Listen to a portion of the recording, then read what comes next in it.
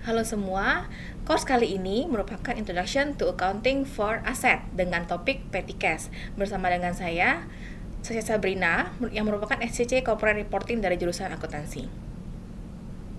Semua materi dan PPT yang ada di materi ini diadopsi dari buku Financial Accounting IFRS Edition dari Wagen Kimmel Kieso, penerbit John Wiley & Son.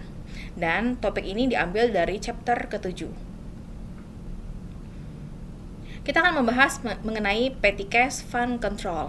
Apa itu Petty Cash? Petty Cash merupakan dana kas yang jumlahnya kecil dan tersimpan di kantor. Gunanya untuk apa? Gunanya adalah untuk memfasilitasi perusahaan apabila perusahaan ingin melakukan pembelian dalam jumlah yang kecil. Karena logikanya tidak mungkin perusahaan harus mengeluarkan cek untuk pembayaran yang kecil nominalnya. Makanya perusahaan membentuk petty cash agar perusahaan gampang apabila ingin membayar sesuatu yang dalam jumlah kecil dan menggunakan cash.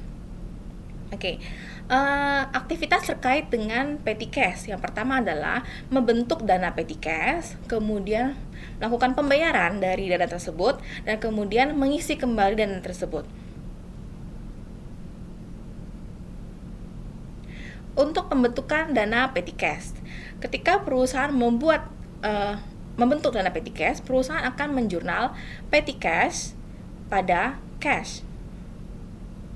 Debit petty cash, kreditnya cash. Kemudian ketika membuat pembayaran dari petty cash, maka perusahaan tidak perlu menjurnal. Misalkan perusahaan membeli buku atau membeli alat tulis. Ketika membayar menggunakan petty cash, perusahaan tidak membuat jurnal terlebih dahulu. Atau ketika misalkan perusahaan membeli bensin untuk kendaraan dinas perusahaan juga belum menjurnal transaksi tersebut.